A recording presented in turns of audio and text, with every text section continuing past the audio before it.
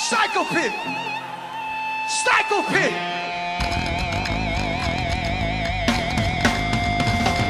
Let's get your television, show us the Joshi, to the magic number, from that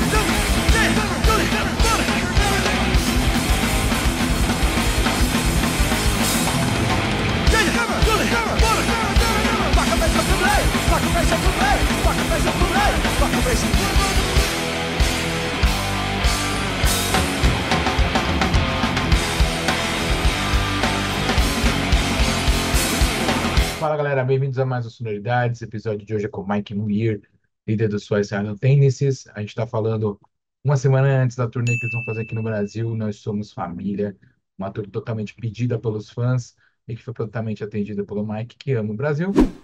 Ele tem inclusive uma música que eles gravaram, We Are Family, com vários artistas brasileiros, João Gordo, Supla, Badawi, Rodrigo do Dead Fish, Benegão.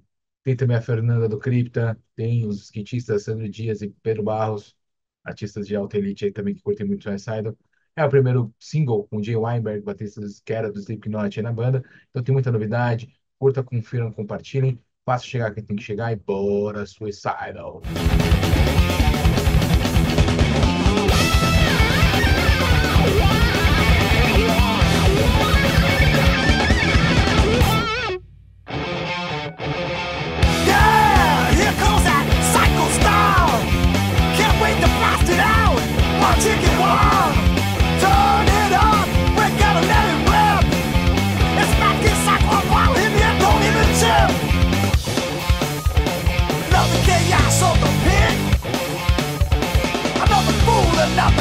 Thanks so much for this interview. It's a pleasure to talk with you.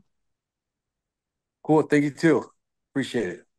Well, this is not your first time here in Brazil, but this is the first, I think, Brazilian tour with the name typical from Portuguese, like Nós Somos Família. What can you say about this tour? Well, I think it goes back uh before COVID. Like the 2 years before COVID, I'd actually been to Brazil a number of times. Not just playing, but just going myself, and started to meet a lot of people. And it's funny because a bunch of people said, "What is Suicidal playing? What?" And they're like, "No." And it's like, what's Mike doing here?" And he back and back, and they're like, "Does he got like a Brazilian girlfriend or something? Is that why Mhm. he's always here?" And they're like, "No." And it's funny because a couple people go, a lot of times people go on holidays, but he goes, usually when we see people, it's like it's for a girlfriend or this or that. And I just met a lot of people, and we wanted to do some things a little bit differently. And we did the Infectious Groove show, which Infectious hadn't played for years. And I think it was October, November of 2019. And then Suicidal did the skate park opening.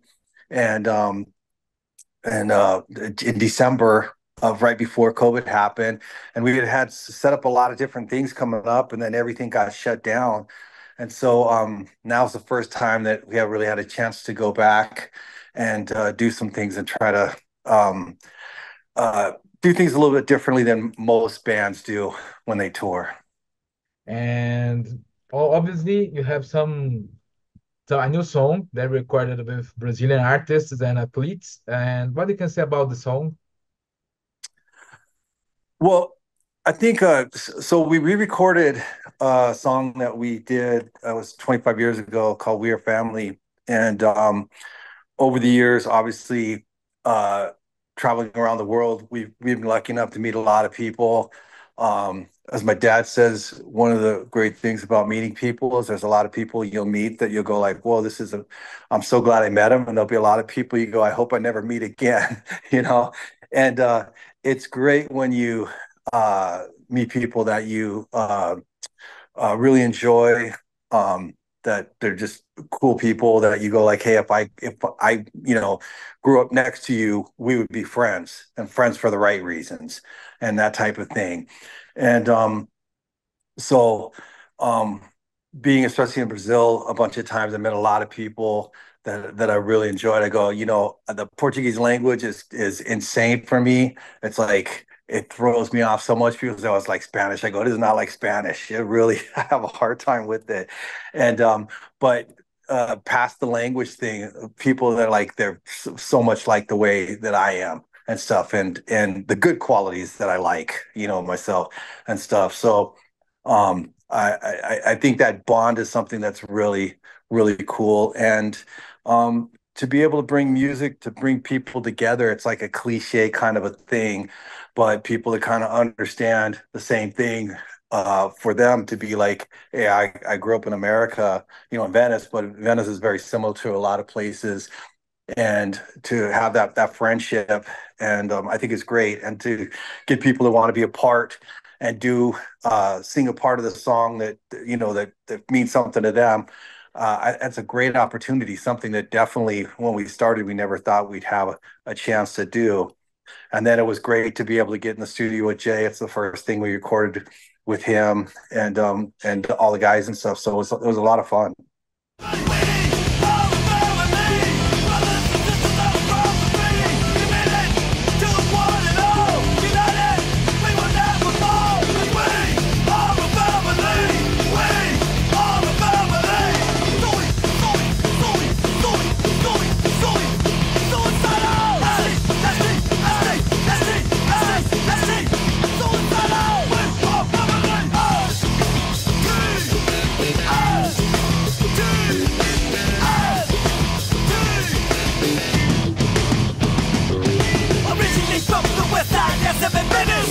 Now we gonna be a worldwide menace. Say what I want, cause I know how to back it up. A psycho like me, just straight, don't give a fuck. And you think you might not know. And what can you spoil about the set list? I know you have a huge set list. So how do you encapsulate your entire career on a set list of, 17, 20 songs? Yeah, that's kind of the tricky thing. And if you talk to someone and everybody would have a completely different set list, and you gotta play this, you gotta play that, and it's really hard to kind of do it. But we try to, like, before we do the next record, we kind of want to do a little bit of everything, and then of course every time that Jay's playing drums with us, it's like, oh, let's play this song. There's some that he really wants to play, and so it's exciting, and I think for us it's the tricky thing, but cutting down a set, to a set list or whatever, but it's fun, and it just makes it really cool, Yeah. And I don't know if you're aware of that, but the show here in São Paulo is sold out, completely sold out. Yeah, I mean that's one of the things that the reason why we're going back, is we like to do um, shows like this, and that's something like that. No matter where it is in the world or something, when the few times it happened somewhere in like LA area or whatever, it'd be like, dude, we're fucking going, and whether we had tickets or not. And when we did the what is it, Cultural Vita? I can't remember what it's called. Years ago, it was like Sunday morning at like 9 o'clock, and there was like, they said like 60,000 people all around there and stuff. It's insane, and it's so much. That's the most powerful thing about that's beyond music and stuff, and things that you'll never forget. And we recorded some of the filmed some of it and stuff, and it's just amazing. And so many people talk about that, and to be able to have those kind of situations, um, for me, like before I did music, the 3 or 4 shows I went to that like made such an impression, to be able to try to do that with people where they'll remember that show forever. That's a great opportunity, and that's part of the why we're going to Brazil and why we wanted to do more shows. And it was, time wise, it's not the best for us because we're literally flying from Europe and then flying from Brazil back to do festivals in the States, and everybody kind of like needs the time off or whatever to do various things. So it makes it very tricky, but it was a great opportunity, and I've really been looking forward to coming back. So we definitely wanted to do it. Yeah. This concert on Virada Cultural, I was there. It was insane. Yeah. Well, the story behind that is kind of funny because they originally, when they were talking about it, they said, "Oh, it's this big last for a week. It's a great thing." Blah blah blah. And we're like, "Yeah, it's free," and we're like, "Cool." And they said, "Yeah, and you're going to play Sunday at I think it was 9 o'clock in the morning." And I'm like, 9 in the morning? That doesn't seem right. And they go, "Oh no, it's the best time to play." And we had played in Santos the night before, and we're driving into Sao Paulo, and it looked like a scene out of the movie, just bodies laying everywhere, people sweeping to clean up around the bodies. And it looked like we must missed the biggest party of the whole year. And when we get up in the morning and we're going to the place and we didn't know where we are going, and you still had the bodies there, like the aftermath in a movie of the apocalypse. And I found out that, like, I guess there was the year before there was some, not riots, but, and so they didn't want us to play in the dark. And I'm like, oh, they fixed us. And we were driving, they were already there, and I was in the van, and we're going around, and there's all the different areas where people are playing. Then we get to the park, and I see this, like 60-year-old, jazz singer in the park with about 20 passed out bodies there. And I'm like, oh my God, this is going to be terrible. And the van stopped, and I go, wow, they fixed us bad. And then guy got on the phone, we went around, and I saw our tour manager, and I was like, dude, how is it? He goes, don't worry. Everything's great. Everything's great. Don't worry. And I went out there, and I was like, oh shit. And they had some, I don't know what kind of, I don't know if they were police or whatever. And before we started, and they said, you can't play. And our tour manager said, okay, just give me 10 minutes so I can get out of here. And so I'll be away from the ride, and you go announce it. And he goes, I hope you don't have any family because you will get killed. And the guy thought about it, and he goes, okay, you can play 5 songs. And so it was it was quite the event, quite the time, and it was a lot of fun. Yeah, I saw on the video of Psycho Vision.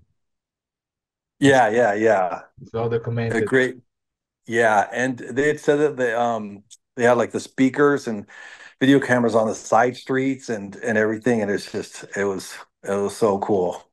Yeah, smash out that cycle style. Make it extra crazy, make it super wild. Ain't got no time to take no shit. It might be payback or just a clean hit. Buckle up and kiss the rain. Open up and embrace insane. Some things just can't be tamed. That's how we're rolling up a chain. Miles away, hell to bear. Charging wild, breaking it down, cycle style. And well, nowadays we have AI, and AI is creating music, writing music, creating videos. And you are from a time that we don't have AI. Yeah. So how do you see AI? Do you like it? Do you don't like it? I'm not really qualified. I don't really do anything. My sons are, younger, so they have their take, and I think it's like anything. Years from now, there's going to be some absolutely amazing things, and there'll be some things that are really bad, probably. But that's everything, That's life. Things used in good ways, good things happen. Used in bad ways, bad things happen. And sometimes when people try to use things for good, it's bad. So, but some of the stuff like where it's kind of been posted or whatever, where people show things, it's like I go, doesn't look very good to me. And I'm a little more scared because you see a lot of these photos and stuff that are fake, and you could tell like some I don't, they're probably going to get rid of it real quick, but the hands, there's no hand, and they're this and that, and but when they're trying to reproduce like things from, oh, this is a 1700 photo, or this is a blah or 1800 a first photo, and blah blah. It's, yeah, people just got too much time, and But I think to me, the one thing that's good or bad with music is no one can make a really bad of a song as a human, and no one can make as good of a song as a human. And everybody will debate that, you know, because there's something that strikes a chord. And even with our music, there's people say, oh, I know the song, I could sing the words, and then one day I was listening to it and it had a completely different feeling. And that's the emotion and the human aspect. And I think that hopefully that human aspect will always be important, and for good or bad, and good it's amazing, and bad it's politics. Yeah. So I'm still hoping that there'll be something good, and I hope that it comes from people's hearts, rather not just music, but through their hearts rather than um, you know uh, code. Yeah. And also we have streaming, we have this digital music. And what's most interesting about it is that Suicidal has a lot of fans on digital music. So how do you see the streaming? And nowadays we have the vinyl that is getting bigger and bigger and bigger. So how do you see this duality? Well, for me, I go all the way back when I first bought records. I go to a record store, and I didn't have much money. We were poor, so you go to a record store, and sometimes you'd be there for an hour just picking up, album covers and just looking at them. And I can still remember going to like record store, looking at the album covers and going like, okay, this is, I can't remember, $3 or whatever. It's like, okay, I can get this one, or and going to the import section, and just like looking at them and holding them and then playing them. And usually when I first do it, would make a cassette so we wouldn't scratch it.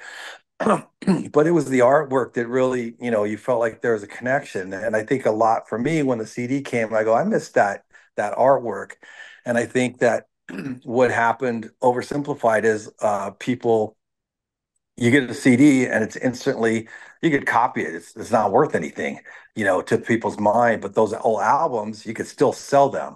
So I think that's part of the reason why the vinyl has come back. And I think that the artwork connects you more, and gives an opportunity for, if you're a little more expressive on the visual side, that's good.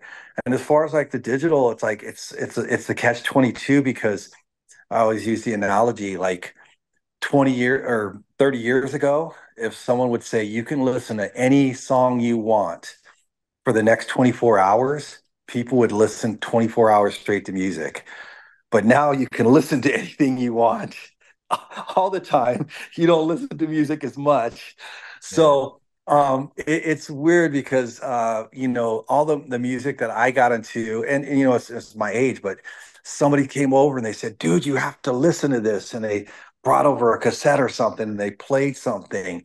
Now there's thousands of people just flooding you. Check out this song. Check out this song. It's like I really can't spend my life checking out every song that there is.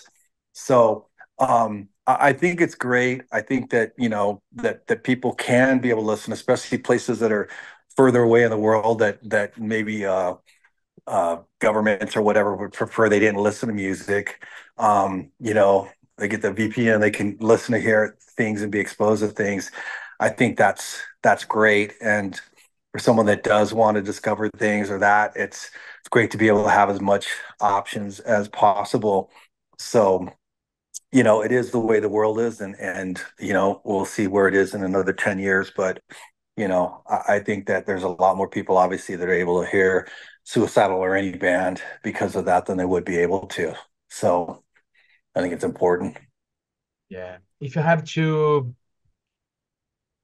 present Suicidal for a guy who's lives on Mars, doesn't know anything about Suicidal, if you have to present him a song or an album, which one would be and why?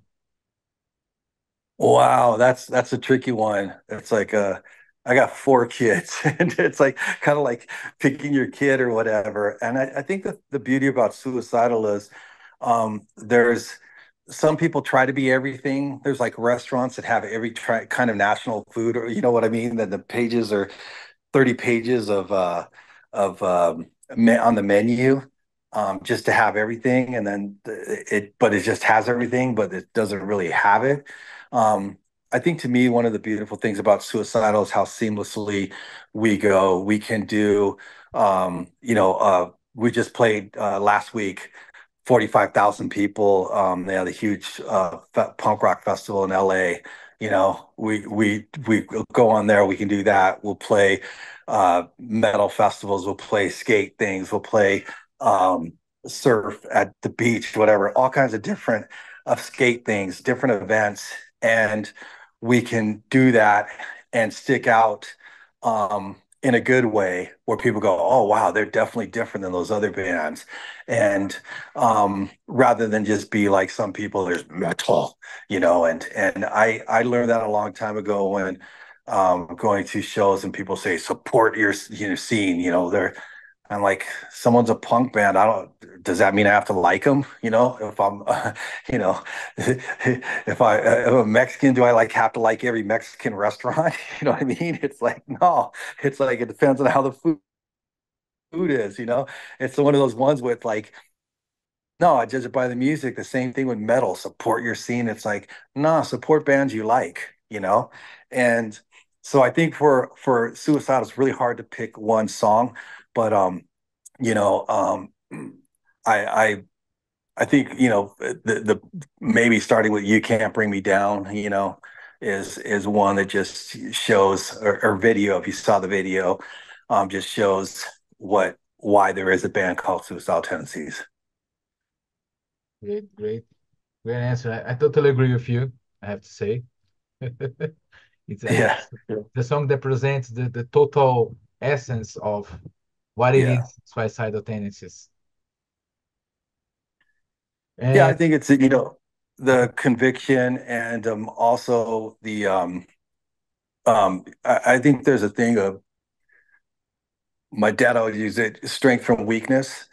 And there's some people that look for things that are difficult and then they have an excuse, and then other people use that to motivate them to make change or to be better. And I think that's the strength from getting strength from weakness is a very important thing. And I think in life, no matter where you go, and you see the polarization with politics and all that, and I get that, where people are like, oh, how can you talk to that person? And I'm like, what are you talking about?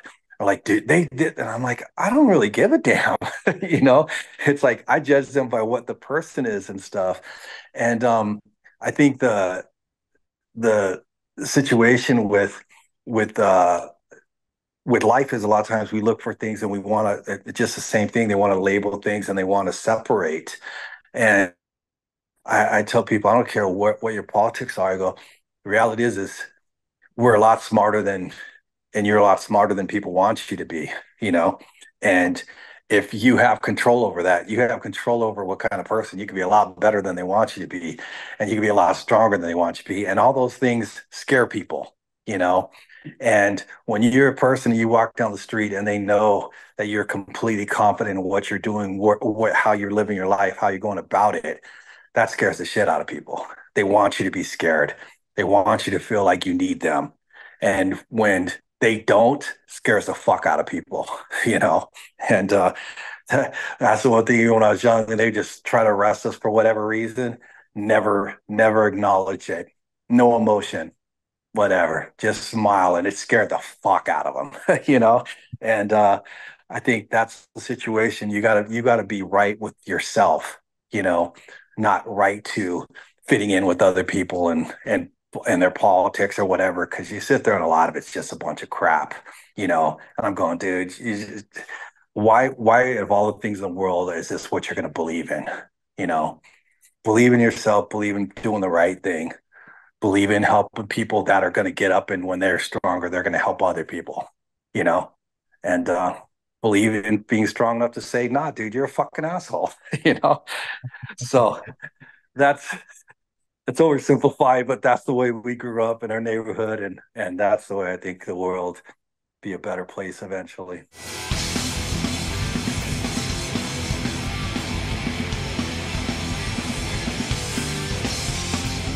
Full stop, take it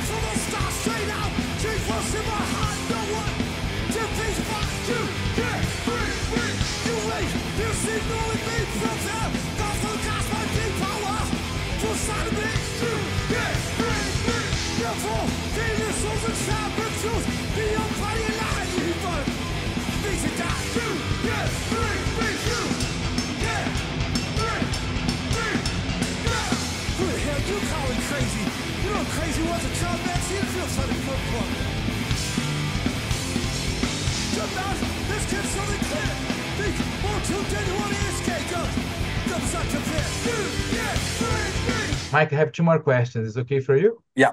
Yes. Okay. Well, Suicidal is well known for the musicians that play with, and Yeah. now you have Jay Weinberg and Ty Trujillo, which Yeah. have the the legacy of their families. Of course, Yeah. Jay is the son of the drummer of Bruce Springsteen's band, and Ty from Metallica, and of course, through Robert play with you. Yes. So, how do you see this? I mean, this legacy, the passing torch for everybody, and to play with you in during this passing torch. Oh, I look at it, man. I feel like really lucky in so many ways. It's like with Ty, Ty looks like Robert Moore all the time, but to see him, the first show he did with us, I think he was 14, he filled in a show. And then when Rob went to Corn, we got him full time. And just to see his growth and his development and just a really good person, and that is the biggest part to me. The whole Trujillo family, great people. And we just did Infectious tour in Australia with Robert, and you got someone that's arguably in the biggest band in the world, definitely the biggest rock band in the world, and just the greatest, nicest guy.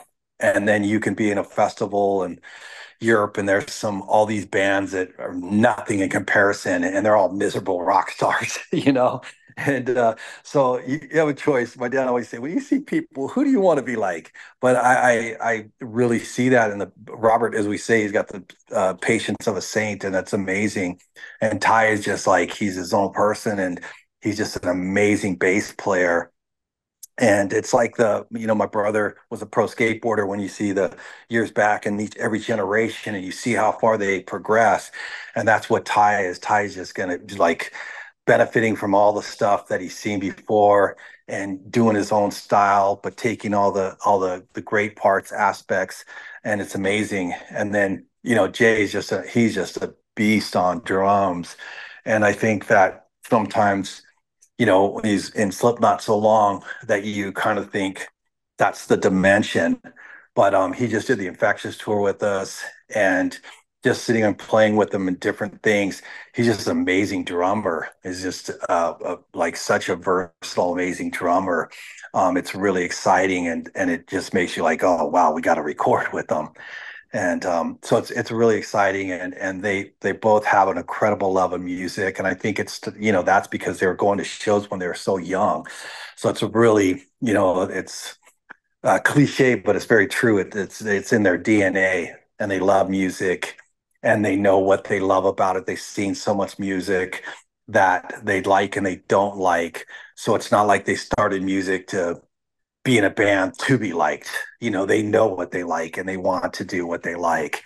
And to be around that is a great experience and a lot of fun. Yeah. And Mike, if you have to give an advice to your younger self, what should be and why? And what do you think your younger version should advise Mike Muir nowadays? Oh, I'd probably say um remind him what my dad said. My dad told me when I was it didn't have anything to do with music, but when I was about 13, 14, started getting a lot of trouble. He goes, "You'll never be successful in life unless you learn how to say no." And um, he's saying people who say no, and it's like you got to say it and meet it. And I think that's the best thing, is because I've said no a lot, and people are like, "Oh, why would you? This is a great opportunity. Oh, a million people would want to do this." And I remember I say, "Do I look like a million people?" I'm like, "No, it doesn't mean anything to me. Let those million people do it." And I think that goes for everybody. Whatever you do, you have to be able to say no, but not just to be a spoiled little brat or whatever. It's because you know, as we say, KNOW, you know what you want and how that fits. And you don't change who you are when you know who you want to be, unless there's to be a better person, not to fit in. And the younger person would say to me, Yeah. he'd say, dude, you're still alive? So I never thought I would live to be 30. So, and people say that, but I didn't think I would. And I think I would be shocked that I was still alive. And and I would probably want to listen to me talking to see how I sounded, because I would assume that I've been through, would probably want to be dead if I was still alive. And I'm happy to say that, yesterday was Father's Day, but every day when you have kids is kind of Father's Day. But yeah, I'm happy to be here. I'm happy to be able to talk to you. I'm happy that we're able to go back to Brazil. I'm happy that we can say no to a lot of things so that we're doing what we want to do. And the vast majority of things that we get asked to do, we say no. And we're going to Europe next week and doing the festivals, like I said, and going to Brazil. And there's a lot of places this year, the end of July, we're going to Romania. I've never been there, and going to Bulgaria. We haven't been there in many years. And so we're doing a lot of things that we really want to do that are exciting to us. And I think that's really important. And I appreciate that, tremendously. So, Mike, thanks so much for your time. I really appreciate it. No worries. Thank you. And yeah, definitely looking forward to the Sao Paulo show. And we're just, I think it's going to be quite memorable. Yeah.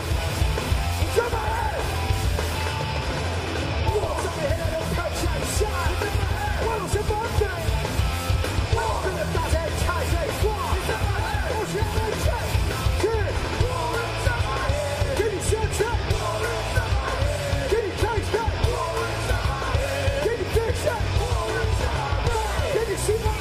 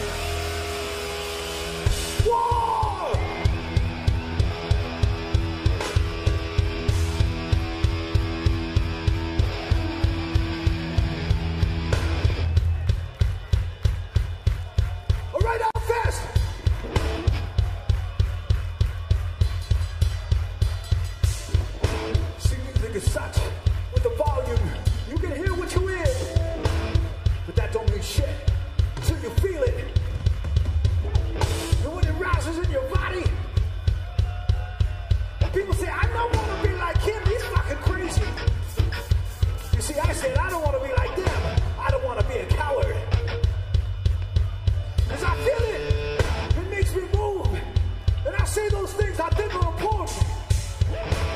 We're gonna go back 40 years when they try to ban us.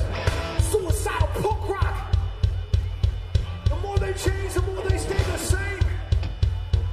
This is memories of tomorrow.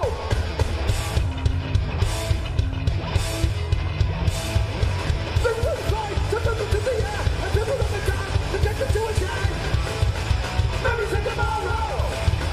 Die in sorrow. First on play, you're not gonna do that show. You're flying up the rest, you're gonna be proud. Radioactive people, search for a medicine, play for sugar, get for food. Memories of tomorrow. Die in sorrow. Starvation, never in the water, just don't change, in any party.